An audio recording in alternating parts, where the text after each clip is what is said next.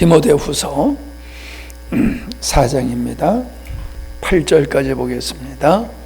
하나님 앞과 산자와 죽은 자를 심판하실 그리스도 예수 앞에서 그의 나타나실 것과 그의 나라를 두고 엄히 명하노니 너는 말씀을 전파하라. 때를 얻든지 못 얻든지 항상 힘쓰라. 범사에 오래 참음과 가르침으로 경책하며 경계하며 권하라. 때가 이르리니 사람이 바른 교훈을 받지 아니하며 귀가 가려워서 자기의 사욕을 쫓을 스승을 많이 두고 또 그 길을 진리에서 돌이켜 허탄한 이야기를 쫓으리라. 그러나 너는 모든 일에 근신하여 고난을 받으며 전도인의 일을 하며 네 직무를 다하라. 관제와 같이 벌써 내가 부음이 되고 나의 떠날 기약에 가까웠도다.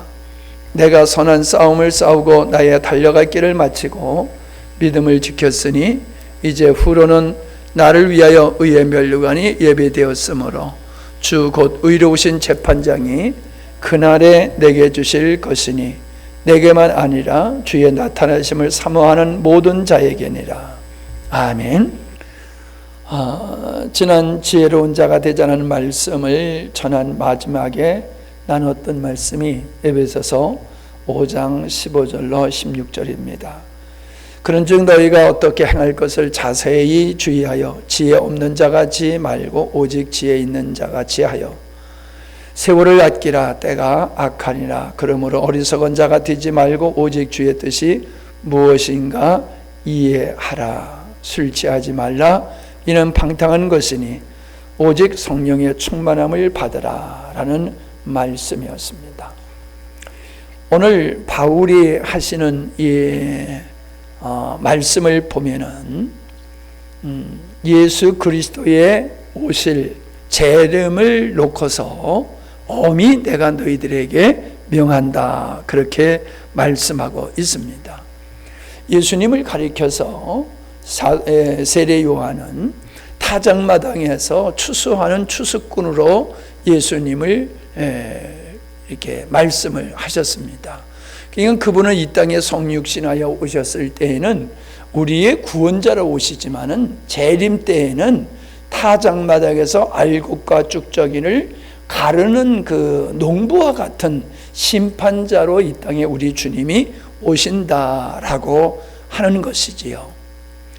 종말론적 신앙에 대한 이야기를 지난번에 했습니다. 종말론적 신앙이라고 하는 것은 어떻게 보면 두 가지로 볼 수가 있죠. 첫째로는 우리 지난 말씀을 나눴던 것 같이 하나님께서 창세전에 의도하시고 계획하신 일이 마지막에 다 완성되어지는 것과 이 세상의 끝은 동일하다. 같은 시점이다 라고 하는 것이죠. 그리고 하나님은 당신의 뜻을 이루어 가시는 역사를 인류 역사 속에서 하고 계시는데 분명히 하나님의 계획하신 바는 이루어진다. 그래서 하나님의 나라를 이 땅에 세우고 우리를 그 나라의 백성으로 삼으시고 하나님의 집의 자녀로 삼으시고 그리스도의 신부로 삼는 일을 우리 하나님은 그 목적을 이루기 위해서 일하신다 하는 거지요. 그것이 반드시 이루어질 것이라는 거예요. 네. 그래서 우리는 내가 하나님 나라의 참다운 백성이요 하나님의 집에 하나님의 귀한 아들이요 그리스도를 닮은 아들이요 예수 그리스도의 정결한 신부로서의 단장하는 모습이 우리 삶이 되어야 되는 것이다. 그게 종말론적 신앙이다 하는 이야기를 했습니다. 그래서 세월을 아끼라 때가 악하니라라고 하는 이 말씀은 무슨 말씀을 하고 있는 것입니까? 마지막 때를 이야기하고 있는 것이지 않습니까? 마지막 때 우리는 분명히 마지막 때가 온다. 그때 우리는 하나님 앞에 서게 될 것이다. 그때 우리가 어떤 삶을 살았느냐라고 하는 것이 그때 평가받을 것이다 라는 이야기를 하고 있는 거지. 우리가 이 땅에서 먹고 마시고 즐겁고 행복하게 웃고 사는 게 그게 성공적인 인생이 아니라 주님 앞에 섰을 때에 마치 시험 보는 것과 같이 하나님의 하나님 앞에 합당한 삶을 우리가 살았을 때에는 그날이 영광의 날이 될 것이지만은, 우리가 종말론적 신앙이 아니라 그냥 이 땅에서 잘 먹고 잘 사는 걸 목표로 해서 우리가 하나님을 믿는 신앙을 가졌다라고 하면은 부끄러운 구원을 받을 수밖에 없다라고 하는 것이지요. 세월을 아끼라고 하시면서 어리석은 자가 되지 말아라. 어리석은 자가 되지 말아라. 어리석은 자는 누구냐? 하나님의 그 나라를, 그 심판대를 잊어버리고 사는 사람이라는 거예요.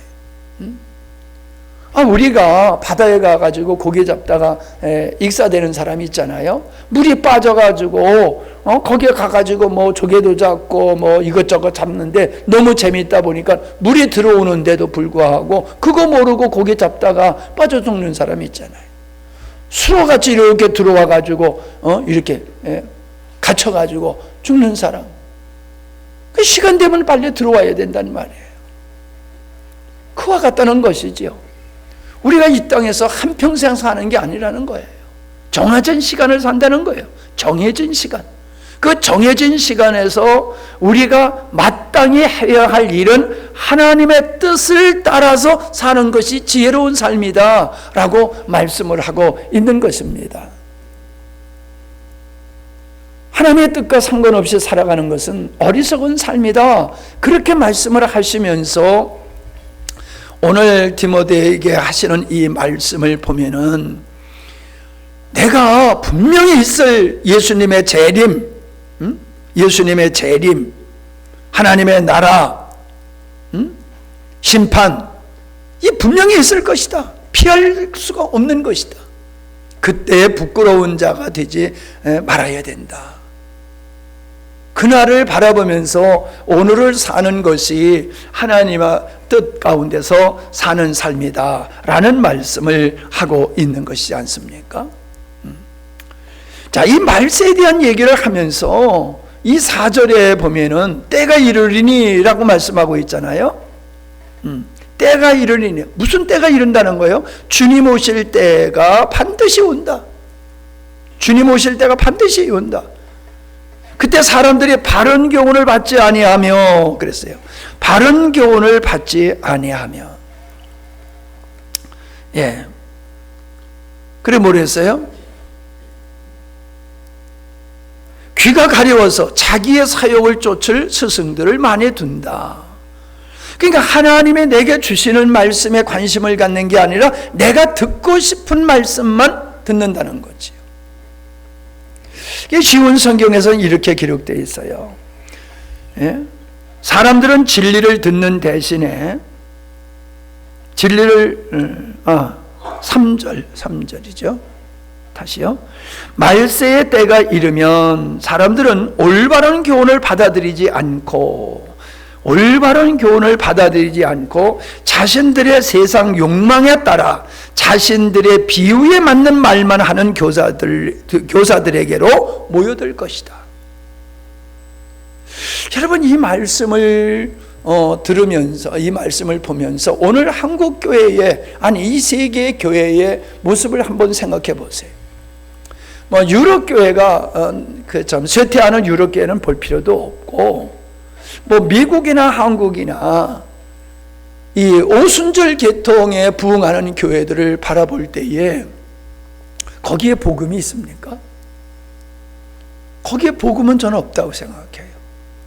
번영신학에 물든 그냥 이 땅에서 하나님으로 말미암아 잘 먹고 잘 살기를 원하는 그런 사람들이 모여든 것이 전 대형교회라고 생각을 합니다. 그분들은 그렇지 않다고 얘기할지 모르지만 제가 봤을 때는 그래요.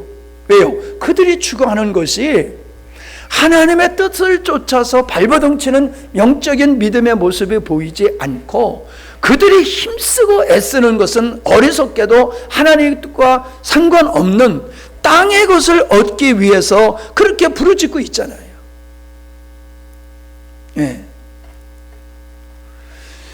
바른 교훈을 듣지 않는다는 거예요. 진리를 들으려고 들지 아니하고 자기들이 듣고 싶은, 자기들을 축복해주고 위로해주고 격려해주고 칭찬해주는 얘기만 듣고 싶어하는, 지금 시대가 그런 시대가 아닙니까? 누누이 얘기하지만 교회에서 회개하라는 말씀은 이미 벌써 사라진 지가 오래잖아요. 회개하라는 설교를 여러분 방송을 들으면서 그런 걸 들어봅니까? 바른 교훈의 말씀을 듣지 아니하고 오직 자기의 욕망을 따라서 자기 비유에 맞는 말만 하라고 그렇게 목사님들한테 강요를 하잖아요. 나를 따르는 이렇게 함께 동역하는 목사님들의 그 아픈 이야기를 들으면은 장로들이 복음적인 설교하지 말라는 거예요. 너무 부담스러우니까. 여러분, 그게 이 말씀하고 똑같은 거 아니에요? 예배 시간 너무 길어지니까 찬송은 딱 2곡만 해라. 설교는 딱 20분, 25분만 해라. 그 이상을 하면 안 된다. 그게 교회가 요구하는 거예요.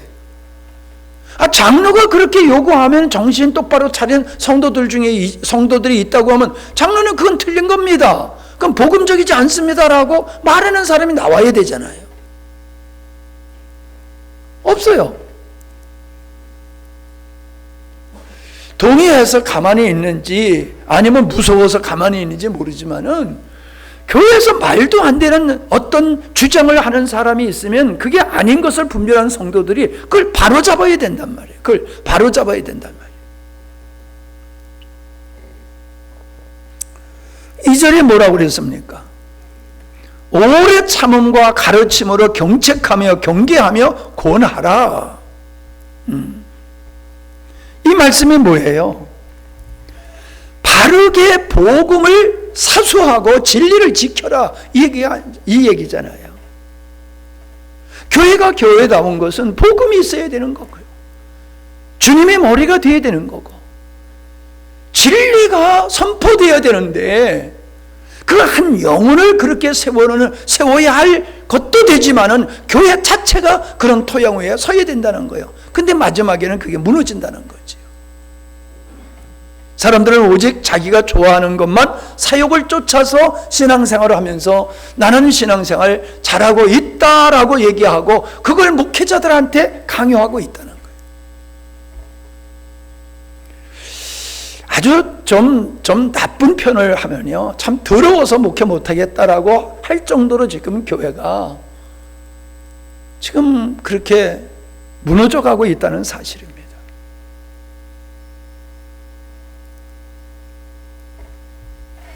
예. 4절을 보면은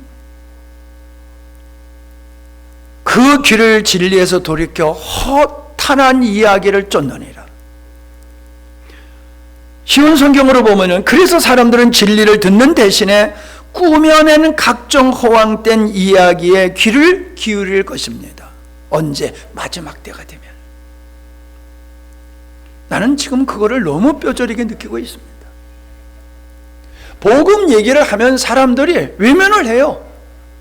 목사님들까지라도 그거 뭐 다 아는 얘기를 뭐 이렇게 하느냐.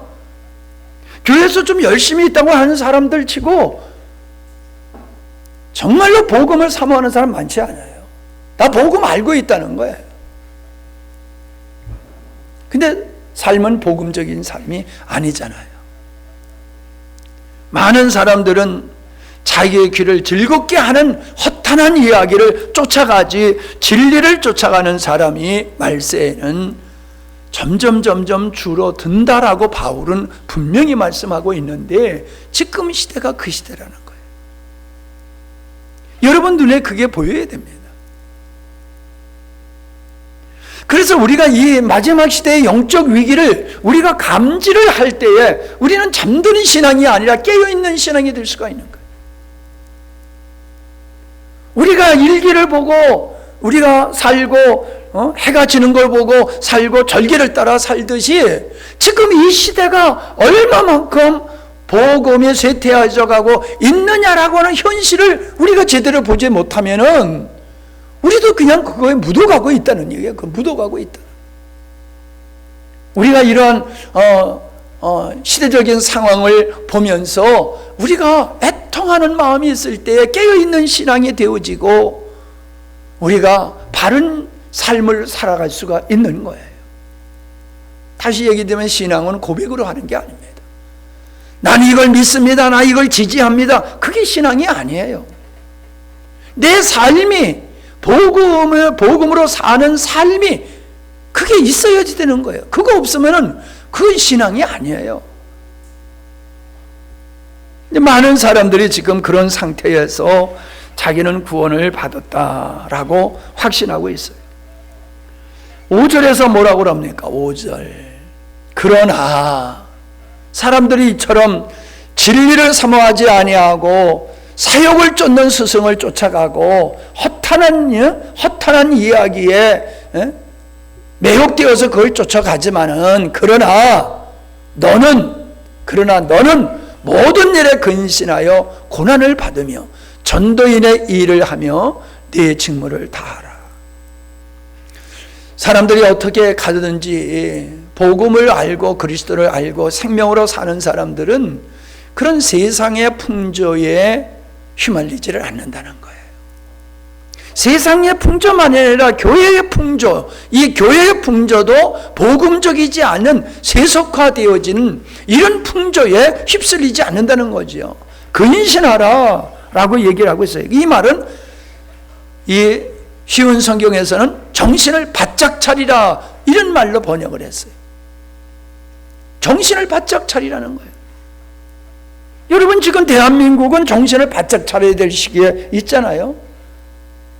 지금 세계에서 전쟁이 지금 벌어지고 있는 이스라엘과 팔레스타인 그 하마스와의 전쟁을 보면서 조금 전에 봤더니 이스라엘 그 정착촌을 점령했던 이 하마스 대원들이 유아 아이들, 막 태어나는 아이들을 그냥 다 목을 잘라서 수십 명을 죽였더라고요. 그리고 아이들을 묶어가지고 뒤로 묶어서 불을 태워서 죽였더라고요.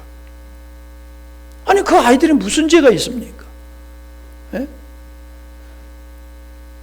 그 인간으로서 할 수 없는 짓을 21세기에 사는 인간들이 인간으로서 할 수 없는 짐승보다도 못한 짓을 버젓이 하고 있어요. 우리는 21세기를 사니까 우리는 현대인이라고 생각해요. 현대인들, 문화인들 그렇게 자부심을 갖고 있지만 세상에서 벌어지는 일을 보십시오. 과연 지금 살고 있는 사람들이 문화인입니까? 인격을 말하고 있지만은 과연 인류가 지금 하고 있는 행동들을 보면 인격자입니까? 짐승맞지도 못한 짓을 옛날이나 지금이나 인간은 똑같이 저지르고 있잖아요. 북한이 어떤 짓을 저질렀지 우리는 모른단 말이에요. 그냥 로켓을 그냥 수천 발을 한 발에 쏴버리니까는 그냥 속수무책으로 다 당해버렸잖아요. 아니 북한이 그렇게 안 한다는 보장이 있습니까? 하마스하고 북한은 상대가 안 되는 급이 다른 체급이잖아요. 그들이 6.25 때 어떤 짓을 했는지 여러분 우리는 기억을 해야 됩니다. 무고한 양민들 예수 믿는다고 얼마나 많은 사람들을 끔찍하게 죽였습니까? 그거는 과거에나 있을 일이고 앞으로는 지금 현대는 일어날 일이 아니라고 여러분 착각하지 마세요.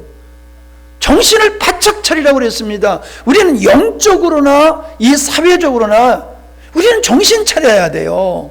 정신 차리지 아니하면 아이들이 이단에 넘어가고요. 세계 정서에서 그냥 손도 써보지 아니하고 나라가 망할 수가 있고요. 정신을 바짝 차려야 될 때란 말이에요. 정신을. 좀 더 자자, 좀 더 눕자. 너무나도 태평한 가운데서 그냥 오직 잘 먹고 잘 사는 일에 성도들까지도 교회까지도 거기 빠져 있단 말이에요. 말세에. 여기서 2절에서도 뭔 말씀하고 있습니까? 말씀을 전파하라. 말씀을. 전도인을 한다. 여러분 우리가 말씀을 전파한다, 전도한다 하면 예수 믿고 천국 가세요 이렇게만 생각하잖아요. 예수 믿고 천국 가라고 하는 게 전도입니까? 예수님이 이 땅에 오셔서 전도하신 일은 예수 믿고 천국 가라고 나 믿고 천국 가라고 하신 거 아니에요. 하나님의 나라, 창세전에 하나님의 뜻을 선포하셨고 나는 이를 위해서 이 땅에 왔다라고 하셨고 그 일을 완성하시기 위해서 예수님은 십자가를 지셨어요. 우리가 이 마지막 시대를 당해서 우리가 먼저 지켜야 될 것이 복음이고 그리고 또 이 복음을 전파해서 사람들이 깨어나도록 하는 일을 해야 된단 말이에요. 여러분, 우리를 통해서 주변에 깨어나는 사람들이 얼마나 있습니까? 여러분을 통해서 주변의 영혼들이 깨어나는 영혼들이 얼마나 있습니까? 그냥 내 신앙 하나, 그냥 나 교회, 그냥 신앙생활을 하는 거에 족함으로 여러분 안주하고 있잖아요. 우리가 마지막 때라고 하는 인식을 하면서 두렵고 떨림과 긴장함으로 그날을 준비하는 신앙생활과 또 복음을 전해서 하나님의 나라가 창세전에 의도하신 일이 주님 오실 때 이루어지는 그날을 위해서 우리가 전하고 힘쓰고 있느냐 이 말이에요. 선언으로 끝나는 거예요. 선언으로. 그냥 선언으로. 여러분, 그거는 의미가 없어요. 아는 걸 믿음으로 여기지 않는다니까요. 바울이 이렇게 자기 자신을 고백합니다. 6절입니다. 나 바울은 이미 부어드린 제물처럼 피 흘려 죽게 바쳐질 때가 되었고 그리하여 이 세상을 떠날 때가 되었습니다. 바울은 자기가 순교할 것을 알고 있어요. 순교할 날이 가까웠다. 내가 이 땅을 떠나서 아버지 앞에로 가는 날이 내 앞에 곧 다가왔다. 여러분, 이게 보통 그 심정이 아니잖아요. 병원에서 당신은 몇 개월밖에 못 삽니다라고 했을 때 사람들의 그 모습을 여러분 생각해 보세요. 바울은 그런 마음을 갖는 거예요. 아, 내가 주님의 나를 부를 날에 가까웠구나. 가까웠구나. 근데 뭐라고 그래요? 내 자신을 제물로, 내 자신을 하나님께 제물로 드린다는 거예요. 그게 순교예요. 무엇을 위한 순교예요? 아버지 뜻을 이루기 위해서 일꾼으로 평생 살았고 아버지 뜻을 이루는 일을 그 일을 위해서 자기 자신을 하나 제물과 같이 드린다는 거예요. 자기의 제물. 제물은 용서받기 위한 하나님 앞에서 드려지는 제물이잖아요. 속죄의 제물이잖아요.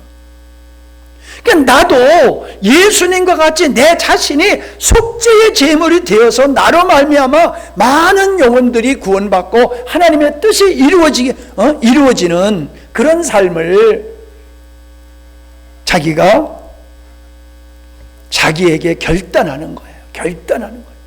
나는 이렇게 결단했다. 난 하나님의 나라를 위해서 희생 제물이 되기를 결단했다. 희생 제물로 내가 순교의 제물이 될 날이 내 앞에 가까웠다. 그 심정으로 지금 바울은 디모데후서를 쓰고 있는 겁니다. 여러분이 이 세상에 떠날 날이 가까웠다라고 생각하는 분 여기 한 분도 없죠. 언젠지 모르지만 까마득한 훗날에 내 앞에 올 거라고 여러분 그렇게 확신하고 있지요. 근데 장담할 수는 없는 거잖아요. 그러나 바울은 육체의 생명에 다해서 떠나는 게 아니라 하나님의 뜻을 이루기 위해서 자기 자신을 관제, 제물로 드렸다는 거예요. 오늘날 이 땅에 하나님이 원하시는 사람들은 어떤 사람입니까? 아버지 뜻을 이루기 위해서 자기 자신을 제물로 드리는, 교회를 위해서, 영혼을 위해서 자기 자신을 제물로 드리는 그런 사람을 요구하고 있단 말이에요. 근데요, 지금 신학교에 학생들이 들어오질 않아요. 목회자가 되겠다라는 사람들이, 젊은이들이 없어요. 우리 때만 해더라도요, 직장 생활을 하면서 야간 공부하면서 목회자가 되겠다고, 그래서 자기 좋은 직장 다 팽개치고, 그리고 목회자가 되는 사람들이 수두룩했어요. 근데 지금은 야간 공부하면서 목회자가 되겠다는 사람은 고사하고, 젊은이들이 내가 목회자가 되겠다고 하면서 신학교로 오는 사람들이 이제는 다 미달이에요, 미달. 장신대 하나만 뭐 정원에 찾고 다른 모든 신학교는 다 미달이에요, 다 미달. 뭐예요? 이 땅의 젊은이들이 주를 위해서 헌신하겠다는 사람들이 없어요. 뭐 우리 형제 찬양을 인도했지만은 교회에서 찬양 인도하겠다는 사람은 많아. 교회에서 찬양하겠다는 사람. 근데 복음을 위해서 선교사로 가겠다, 목회자가 되겠다, 내 자신을 하나님의 나라를 위해서 내 인생을 제물로 드리겠다, 이런 목회자도, 목회자의 길을 가는 젊은이들도 없고, 교회 안에서도 교회를 위해서 목숨 내놓는 사람이 없어요. 그냥 수 틀리면 이 교회 저 교회로 그냥 왔다 갔다, 그것도 귀찮으면 그냥 가나안 교인으로서 그냥, 이게 지금 말세란 말이에요. 이게 말세.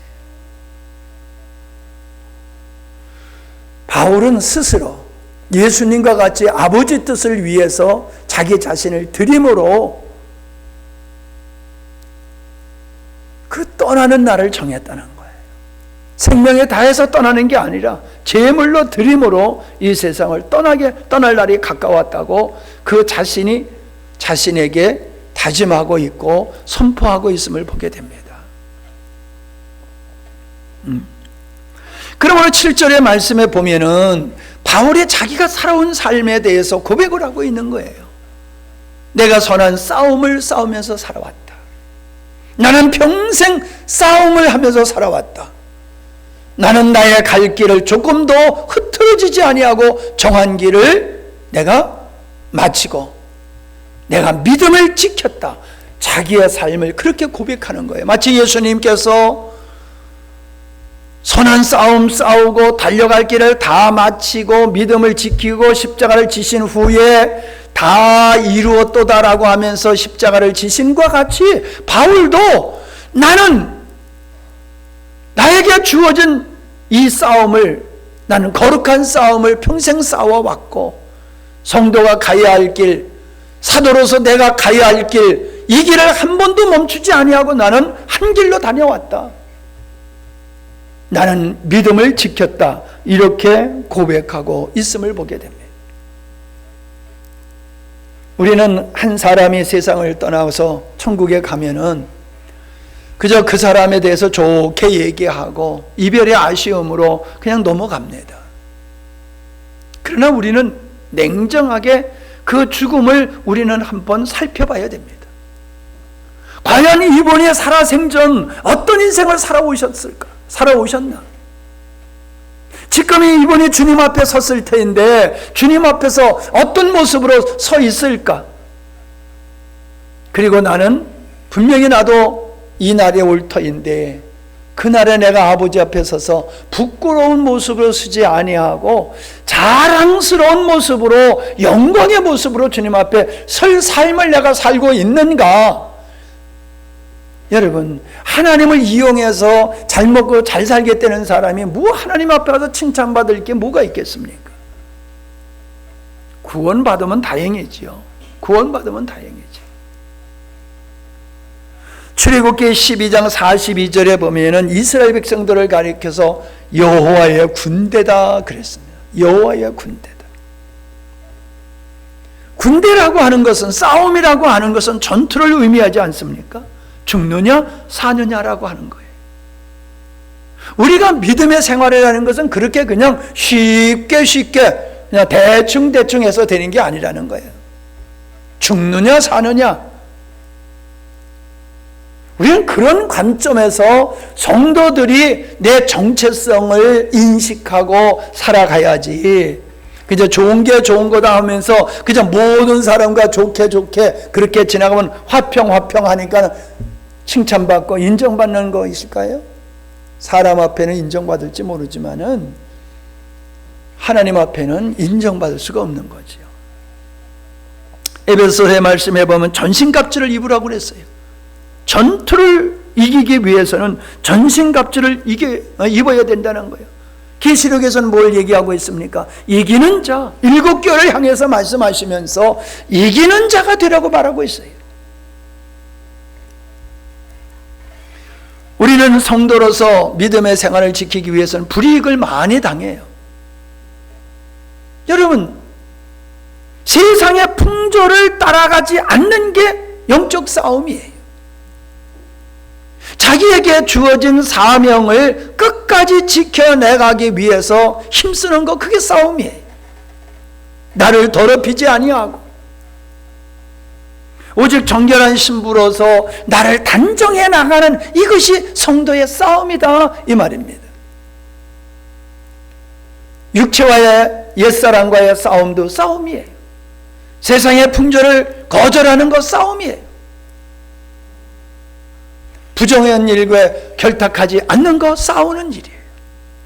어둠의 영과 싸워야 되고 죄악과 싸워야 되고 어둠의 세력과도 싸워야 됩니다. 여러분은 어둠의 세력과 싸워야 돼요. 그것은 내가 빛된 삶을 살아가는 거예요. 아는 것은 아니라 말하고 아는 것에 내가 동조하지 않아야지 되는 거예요. 우리는 세상에 잘못된 것을 말면서도 싸우지를 않아요. 우리 한국 사람은 싸우는 걸 싫어해요. 근데 어둠의 영들은요, 죽기 살기로 싸우려고 달려들어요. 그런 건 지는 거예요. 그러니까 지는 거예요.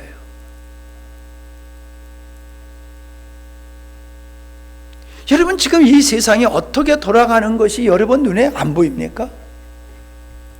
이게 정상적인 나라가 아니란 말이에요. 지금 총칼감만 가지고 싸우는 게 아니라 지금 법이라고 하는 테두리 안에서 거짓이 세상을 지배하고 있어요. 대부분의 국민들은 그걸 피부로 못 느끼지요. 피부로 느끼게 된다라고 하면요, 이미 때는 늦은 거예요. 그때는 때는 늦은 거예요. 이미 때가 늦었다라고 말하고 있지만 대부분의 국민들은, 아니, 국민은 고사하고 교인들까지도 뭐 지금 세상이 뭐 어때서 그러지, 지금 얼마나 말세의 모습들이 이 세상에서 진행되고 있느냐, 교회 안에서까지 이걸 느끼고 위기의식을 느끼는 이런 성도들이 얼마나 있을까요? 우리는 싸워야 돼요. 악과 싸워야 되고 악의 세력과 싸워야 돼요. 그건 내가 진리로 무장하는 거예요. 진리를 따라 살아갈 때 우리는 이기는 거예요. 우리가 가야 할 길이 있습니다. 경기장에서 다름질할 때, 백미를 뛸 때 내 레인을 따라서 달려야지 남의 레인을 향해서 뛰고 그러면 안 된단 말이에요. 관역에다가 쏘는데 내 관역에다 안 쏘고 옆에 관역에다 쏘면 아무리 잘 쏴봤댔자 소용없는 거란 말이죠. 우리 성도가 가야 할 길이 있어요. 좌로나 우로나 치우치지 아니하고 갈 수 있는 것은 우리의 마지막을 명확하게 볼 때에 우리는 치우치지 않고 그 길을 갈 수 있는 거예요. 그 마지막에 대한 확신이 없으니까 여기 기웃 저기 기웃, 여기 머물다 저기 머물다 그러면서 신앙생활을 하는 건지 마는 건지 뜨뜻미지근하게 한다는 말이에요. 우리 주님이 그러셨잖아요. 차든지 뜨겁든지 알아. 미지근하면 내가 토해버리리라.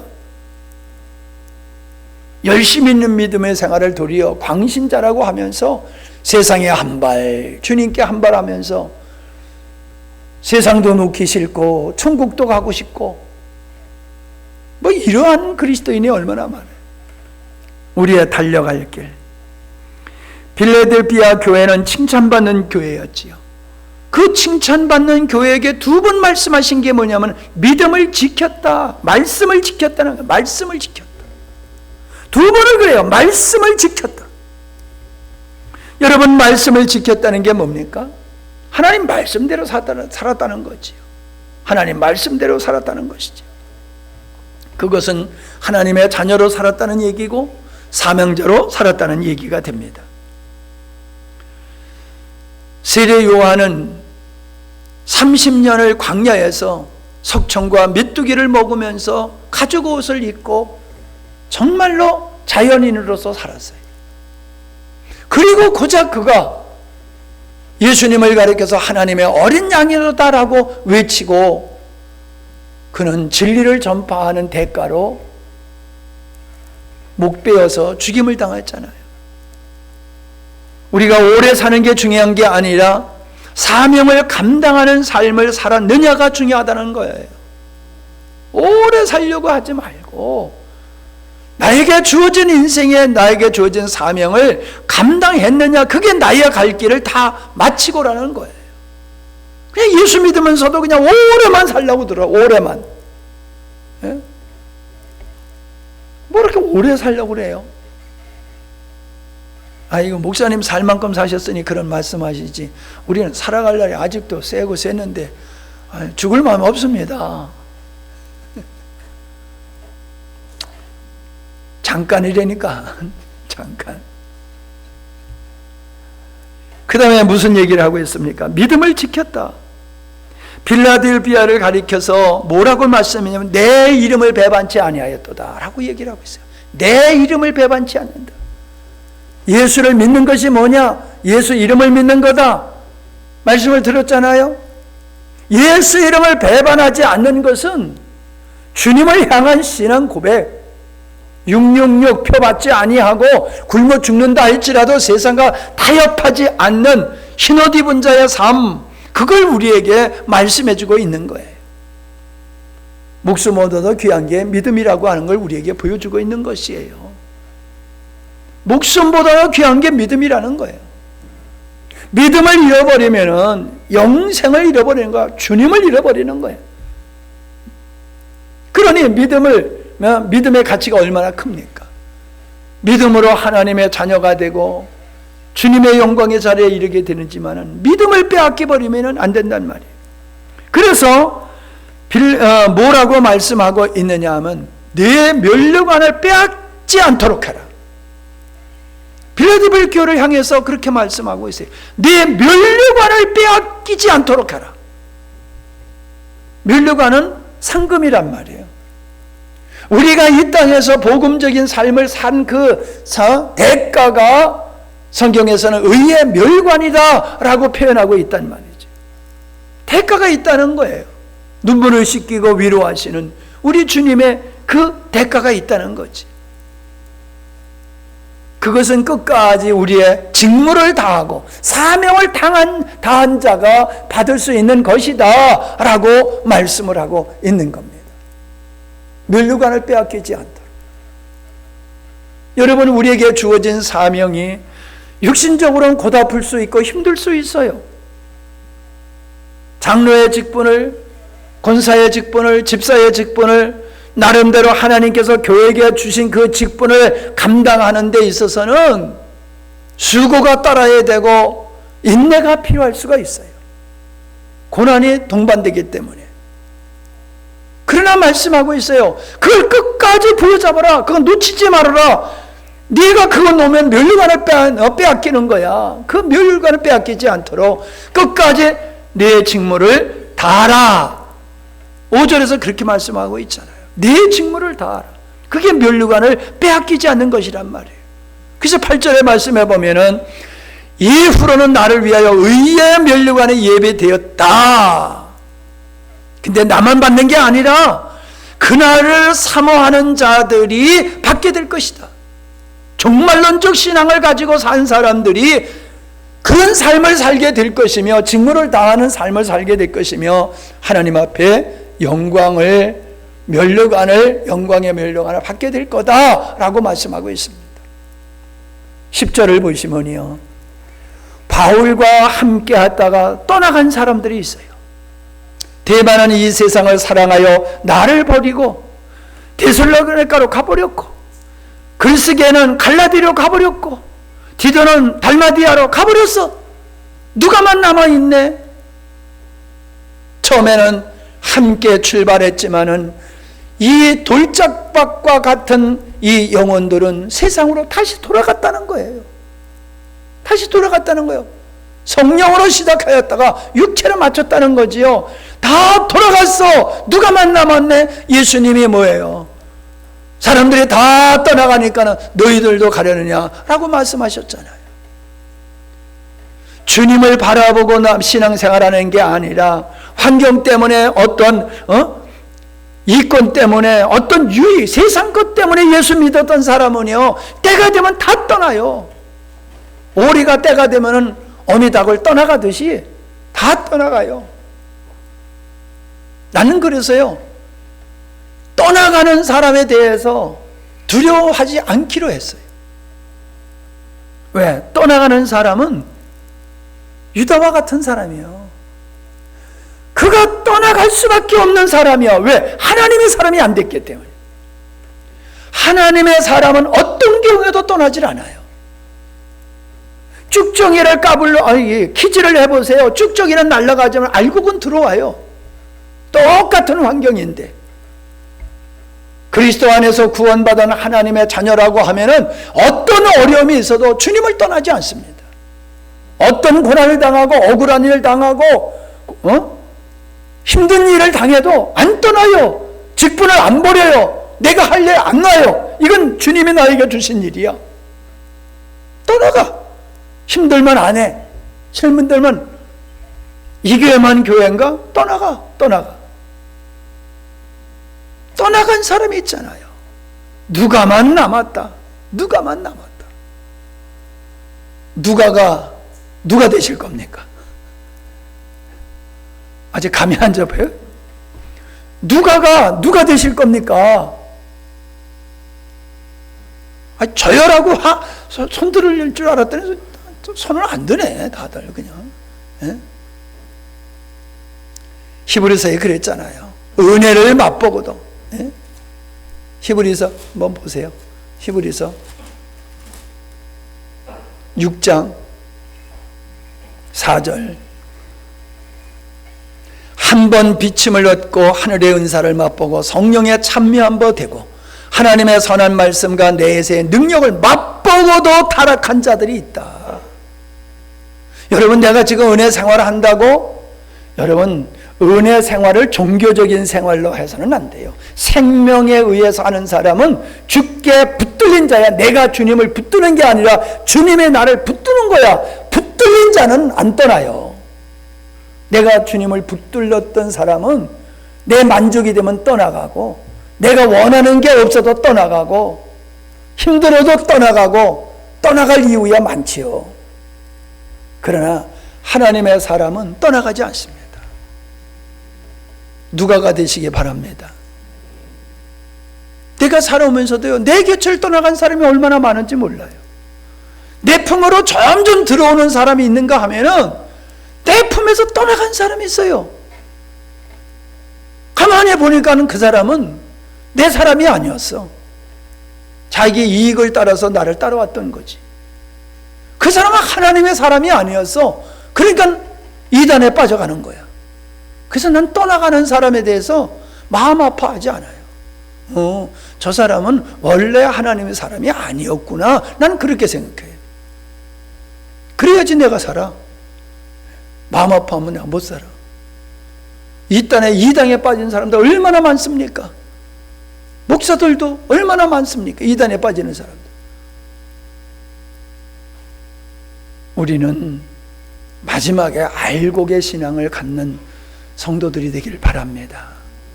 아멘. 알곡 신앙이 되셔야 돼요. 알곡 가라지가 되면 안 돼요. 돌짝밭이 되면 안 돼요. 가시밭이 되면 안 돼요.